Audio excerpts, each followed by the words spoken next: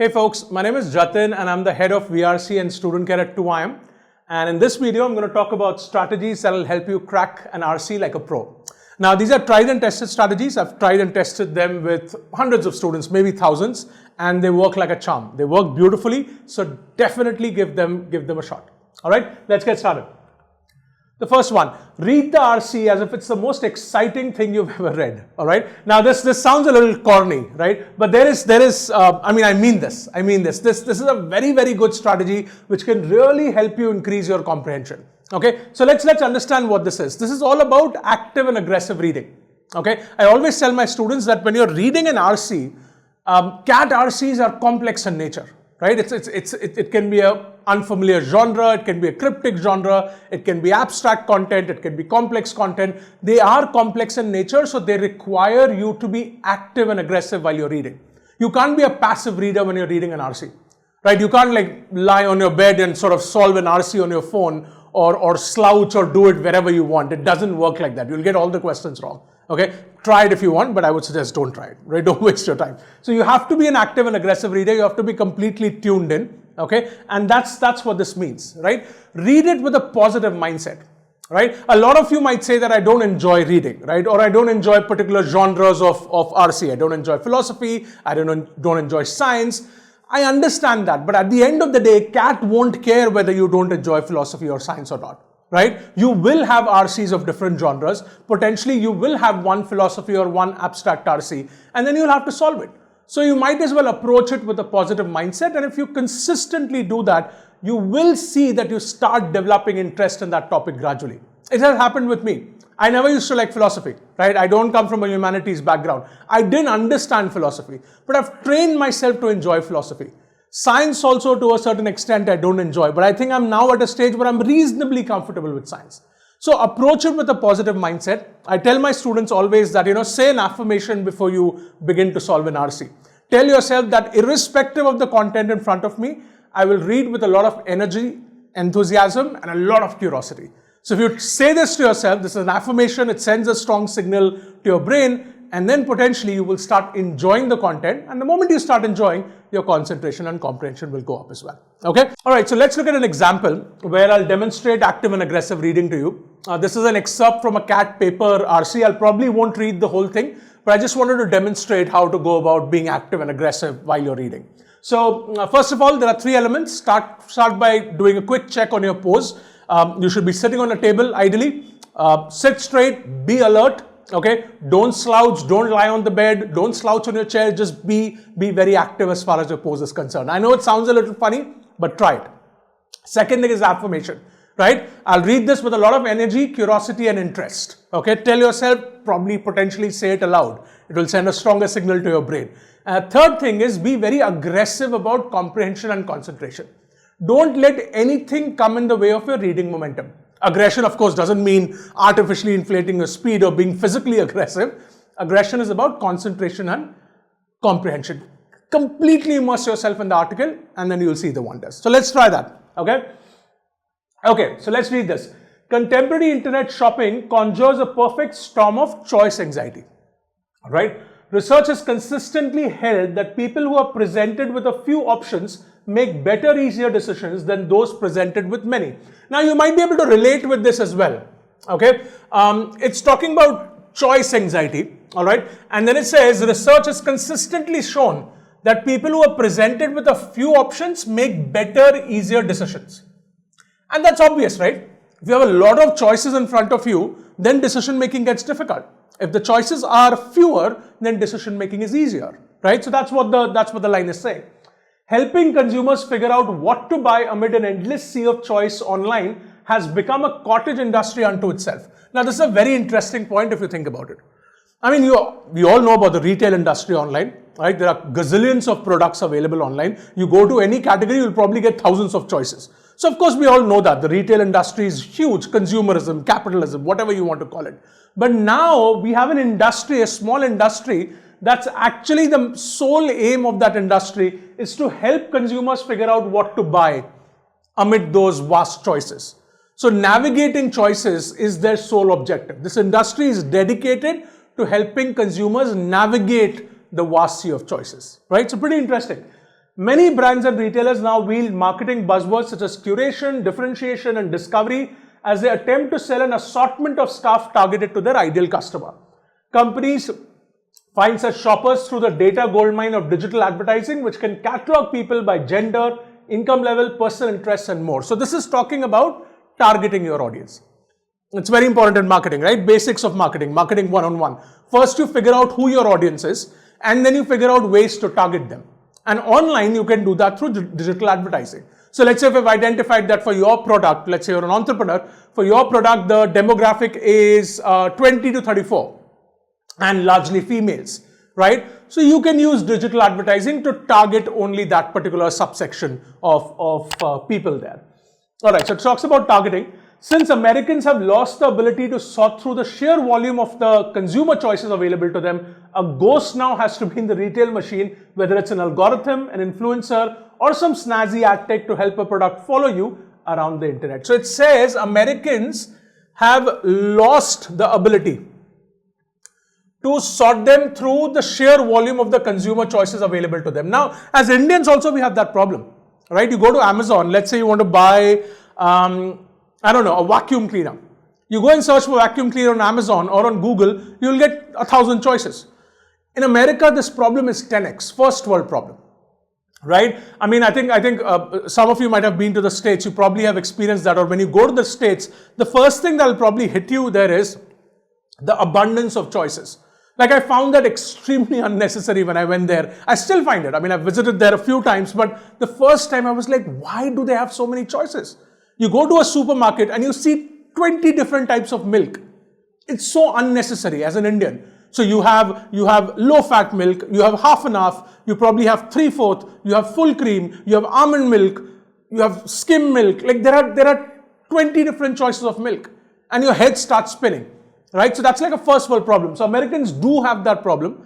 So that's why they need help to help them navigate those choices. And the RC says it can come through a ghost in a retail machine, an algorithm, or even an influencer. An influencer can help you navigate those choices. Of course, their choices can also be questionable, but they're trying to help you, right? An influencer can recommend a particular vacuum cleaner and you can go with that. They can talk about the product in detail and that can help you make a choice or help make your decision making easier. Okay? So, all right. So, I won't, the idea is not to read the whole thing, but what I'm trying to tell you here is that if you do active and aggressive reading, if you immerse yourself completely in it, right, and read it very actively, you will see your comprehension goes up. So by the end of it, you will feel more confident about the content of the RC, which really in turn helps you answer questions. Okay, so do that. Try this next time with RCs. Check your pose, right? Active and aggressive pose. Sit straight, be alert, do the affirmation, and be aggressive about comprehension and concentration. It will definitely work. This is not fluff. This is based on the science of reading. So try it out. Okay, let's go to the next one. This is my favorite one. Get into the RC, find the main idea, and get out. This is my favorite line. I say this to my students all the time. I love it. So what it says is that when you're reading an RC, and I'm talking about RC here, I'm not talking about leisure reading. That's a different video altogether. But when you're reading RCs, you have one job as a reader, is to extract the main idea. Remember, your job as a reader is not to understand each and every word, each and every sentence, each and every detail of the RC. That's a myth. The 500, 550 word RC that you get in CAT, don't think that you have to understand each and every word in detail. If you start doing that, you'll go crazy. And you'll probably only end up solving one RC and might get a few questions wrong there as well, because that approach is faulty. Your job as a reader is not to understand each and everything. Your job as a reader is to understand the author's main idea, main message. That's what you should be focusing on. So always focus on that. Okay, and I'll demonstrate that. So again, what I'm saying here is don't skip words. And this is not skimming. Okay, I don't recommend skimming at all. I know the jury's out there potentially for that. Some people might recommend it. I don't recommend it for CAT. I don't think it works. Or maybe it works for people with super high competency. But for most folks, it won't work. So I'm not talking about skimming. Don't skip words. Read each and every word. But don't fixate on them. Don't get stuck on them. Don't try to understand each and every word. As long as you have a handle on the main idea, you're good to go. It's okay if you haven't understood 20% of the RC. There'll even be cases where you've read the RC, you've only understood 70%. But as long as you can extract the main idea of the RC successfully, doesn't matter if you haven't understood the 30%. We can always come back to it if there is a question to it. Okay, so always focus on the main idea. Let's look at that. This is also a past paper RC, an excerpt from that. So what I'll do is I'll read it and I'll tell you how you can extract the main idea. Of course, remember, this is a skill that you have to develop over a period of time. It won't happen overnight. You have to constantly practice extracting the main idea and then you'll get better at it. Okay, so let's look at that. So again, remember that active and aggressive reading, remember that. And now let's focus on the main idea. We won't fixate on the details. We'll read each and every word, but won't fixate on them. Few realize that the government of China, governing an empire of some 60 million people during the Tang dynasty, 618 to 907, implemented a complex financial system that recognized grain, coins and textiles as money. So keep pausing every now and then, keep sort of consolidating the points in your head. This is a fairly manageable statement. It says the government of China during the Tang dynasty had a complex financial system and they had three aspects to it. Grain, coins and textiles, all three of them were considered as currency or money. Let's continue. Coins did have certain advantages. They were durable, recognizable and provided a convenient medium of exchange, especially for smaller transactions. So the advantages of coins in terms of durability, convenience for smaller transactions and so on and so forth. However, this is a transition word, so potentially the author will not talk about the disadvantages. We'll go on the opposite track.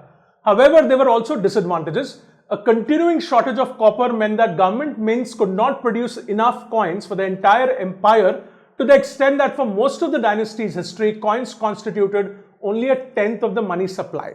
Okay, so there was a disadvantage to coins as well, and that was related to production shortage. The government didn't have enough capacity to produce there was a shortage of copper. So they were not able to mint enough coins and that created a shortage in this currency. That was a disadvantage. Excuse me, during the Tang dynasty. Alright.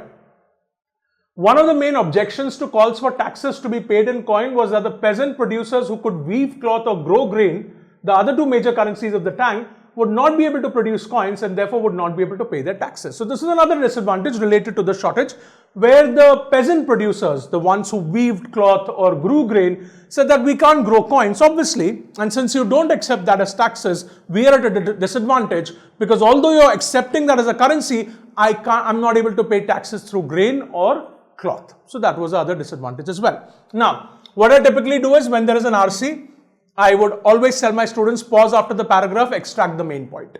Main point of that paragraph. Now, what's the main point of this paragraph? There are so many details. But the main point is that there is a complex financial system. In the Tang dynasty, there were three aspects to it. Grain, coins and textiles, they were considered as money. Okay, and then the author talks about coins advantages and the coins disadvantages. Right? But it says, however. Advantages being durability, disadvantages, of course, there is a shortage of copper and the fact that peasant producers could not pay taxes through grain or textiles. Right? So that's the main point. Let's carry on. As coins had advantages and disadvantages, so too did textiles. Okay, so now the author is going to the second form of currency. If in circulation for a long period of time, they could show signs of wear and tear, stained, faded and torn bolts of textiles had less value than a brand new bolt. Okay, so durability in coins was an advantage. Keep connecting the dots. Coins were durable. But textiles, on the other hand, are not durable, because if you keep them in circulation for a long period of time, there's bound to be wear and tear. They can become stained, they can become faded, they can become torn, and that will become a problem because if it's being considered as a currency. Alright. Furthermore, a full bolt had a particular value. If consumers cut textiles into smaller pieces to buy or sell something worth less than a full bolt, that too greatly lessened the value of the textiles. Unlike coins, textiles could not be used for smaller transactions. As an official noted, small transactions, textiles could not be exchanged by the foot and the inch.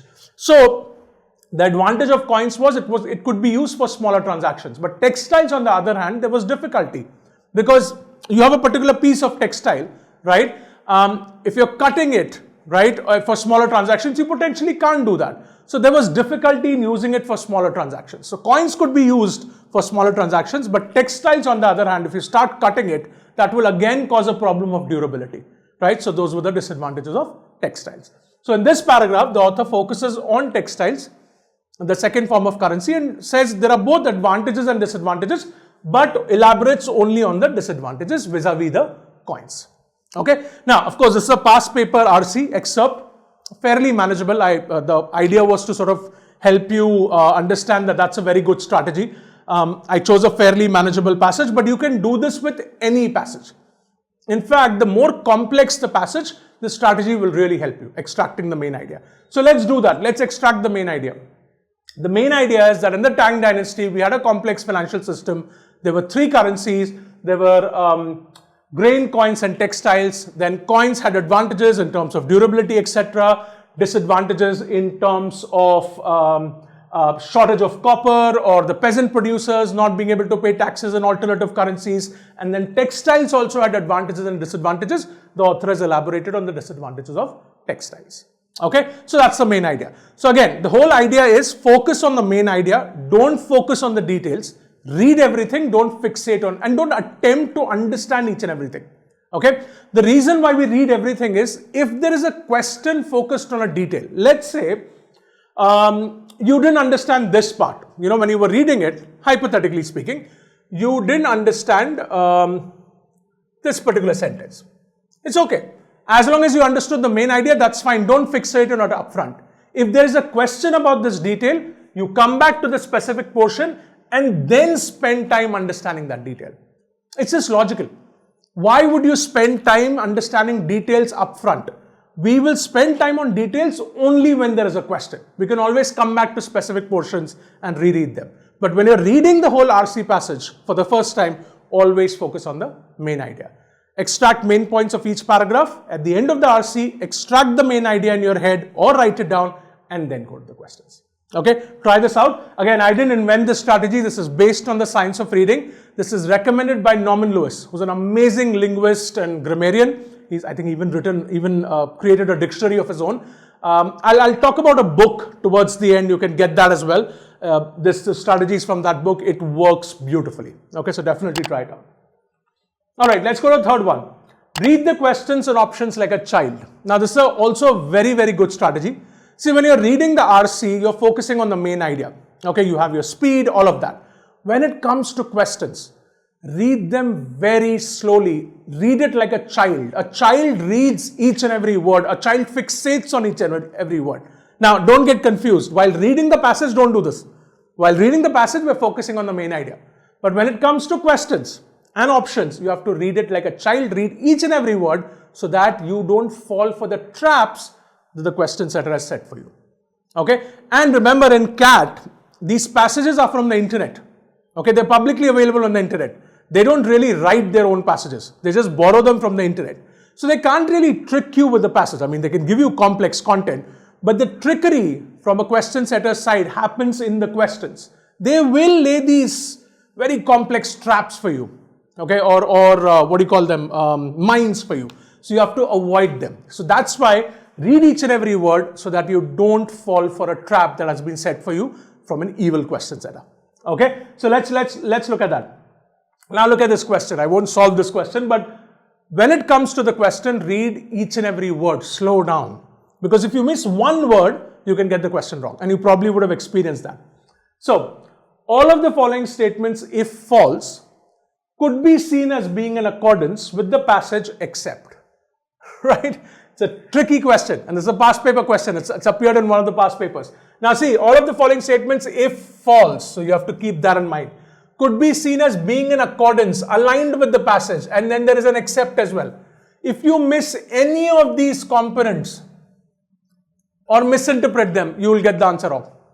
And this happens, and this is a silly mistake. You can't afford to make silly mistakes in CAT. It'll really hurt you. Anyway, the questions are complex. You make a silly mistake, you're losing out potentially 4 marks because negative mark of 1. Right? So be careful with that. So read them very, very carefully, and then read the options very carefully as well. Because if you don't read the options carefully, you miss a particular word, you might get that answer wrong, question wrong. Okay? With options also, what they do is, you'll read an option, it will seem that this is aligned with the RC. But then you'll notice carefully there's one not, one cannot, one negative, which changes the meaning completely. And then you realize the option is not aligned with the RC. That happens all the time. So be careful when it comes to questions and options. Read them like a child. Read each and every word and don't fall for those questions and traps. Alright? Remember that. Perfect. Let's go to the next one. Come back to specific portions of an RC to figure out or confirm your answers. Now, this may seem obvious to you. If it seems obvious, great. But the reason I wanted to cover this is because I hear a lot of, not hear a lot of students, but some of the students have this thing in their head that, oh, I've read an RC, I've spent about 6 minutes reading the RC. Now, when I'm solving questions, I should not go back to the RC because that will consume additional time. I don't have that time. That is not correct. That is absolutely a wrong way to approach RCs. It's a myth. CAT RCs are complex. We're not in school where the questions were factual, right? Factual questions. In CAT, all of them are inferential questions, 99.99% of them. So when you're reading the RC, you focus on the main idea. You read each and every word, don't fixate on the details. Come back to the details only when there is a question around it. So you see a question, if you've read effectively, it will give you a trigger of, okay, I can find this information somewhere in the second half or the last paragraph. Quickly go back to that specific portion, reread it to figure out or confirm your answers. Even confirming is a best practice. Okay? Unless and until you're 100% sure that you know the answer, please feel free to go back to specific portions. Don't go back to the whole RC and reread it. That's a bad idea. Don't do that. Okay? Go back to a specific paragraph or a specific section, reread it quickly to either figure out or confirm your answer. Okay? We're doing this because we don't focus on details upfront. We spend time on details only when there is a question. Okay? So yeah, don't fall for this. That's a myth. Feel free to come back. In fact, it's a recommended practice.